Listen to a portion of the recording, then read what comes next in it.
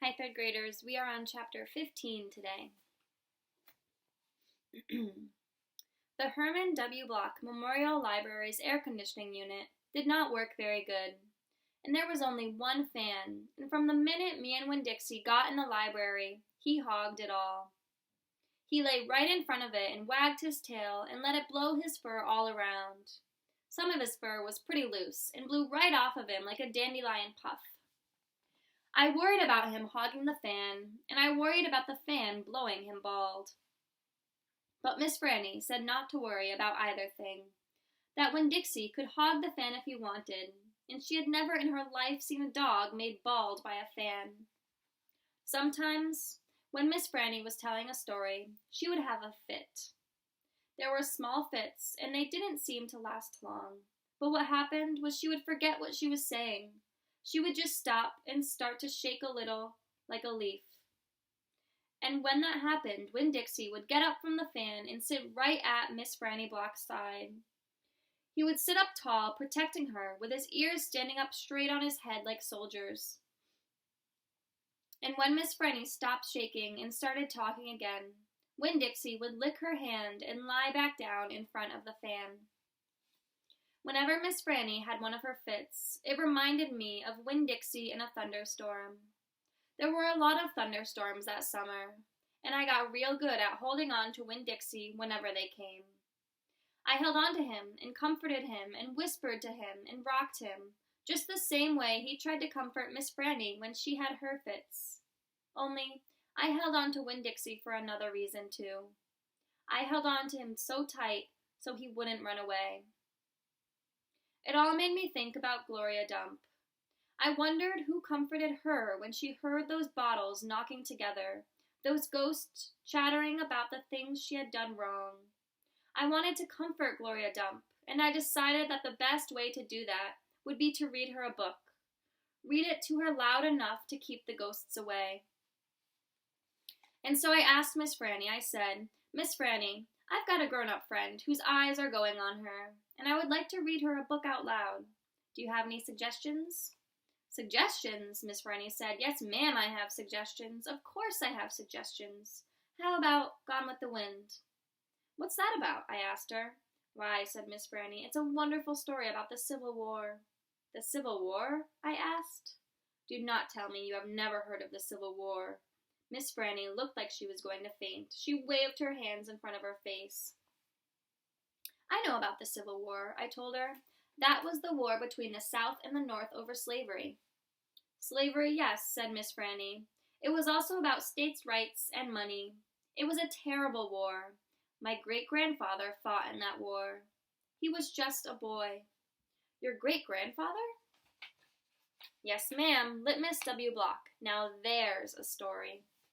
Winn-Dixie yawned real big and lay down on his side with a thump and a sigh. I swear he knew the phrase, "Now there's a story," and he knew it meant we weren't going anywhere real soon.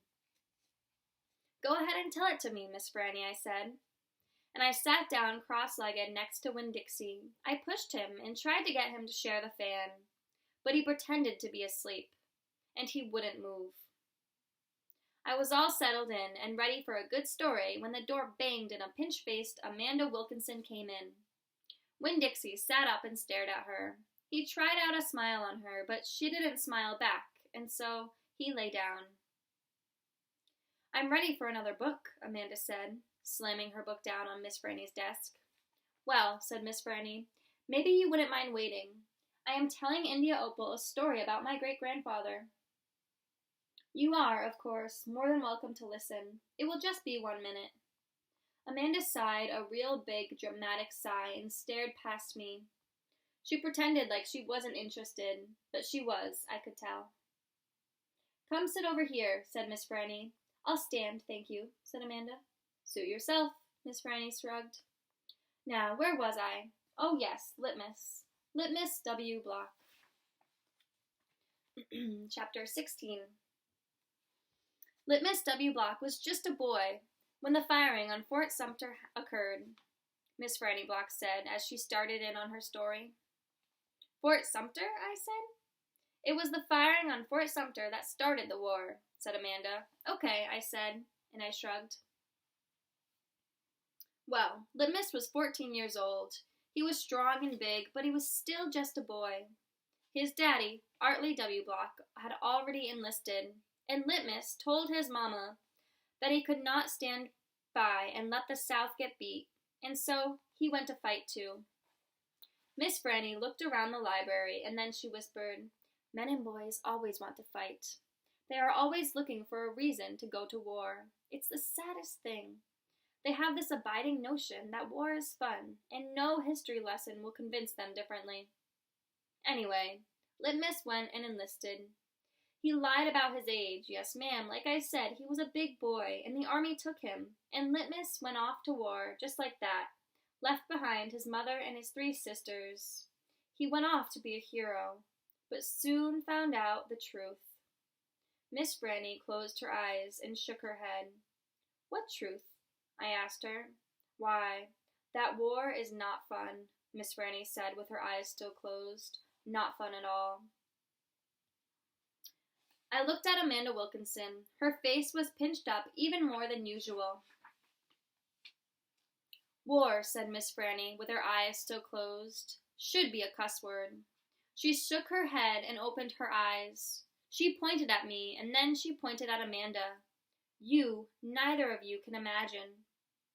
No, ma'am, Amanda and me said at exactly the same time. We looked real quick at each other, and then back at Miss Franny. You cannot imagine. Littmus was hungry all the time, and he was covered with all manner of vermin, fleas and lice, and in the winter he was so cold he thought for sure he would freeze to death. And in the summer, why, there's nothing worse than war in the summertime. It stinks so.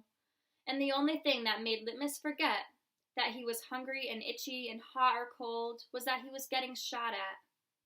And he got shot at quite a bit. And he was nothing more than a child. Did he get killed? I asked Miss Franny. Good grief, said Amanda. She rolled her eyes. Now, Opal, Miss Franny said, I wouldn't be standing in this room telling this story if he was killed. I wouldn't exist. No, ma'am. He had to live. But he was a changed man. Yes, ma'am. A changed man. He walked back home when the war was over. He walked from Virginia all the way to Georgia. He didn't have a horse. Nobody had a horse except for the Yankees. He walked, and when he got home, there was no home there. Where was it? I asked her. I didn't care if Amanda thought I was stupid. I wanted to know. Why, Miss Franny shouted, so loud that Winn-Dixie and Amanda Wilkinson and me all jumped. The Yankees burned it. Yes, ma'am, burned it to the ground. What about his sisters? Amanda asked. She moved around the desk and came and sat on the floor. She looked up at Miss Franny. What happened to them? Dead.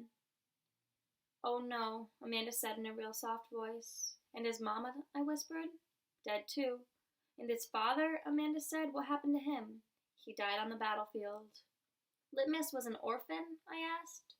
Yes, ma'am, said Miss Franny Block. Littmus was an orphan. This is a sad story, I told Miss Franny. It sure is, said Amanda. I was amazed that she was agreeing with me about something. I am not done yet, Miss Franny said. Winn-Dixie started to snore, and I nudged him with my foot to try to make him quit.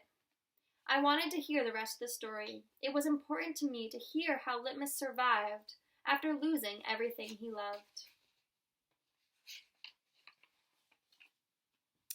And that is the end of chapter 16. See you all tomorrow.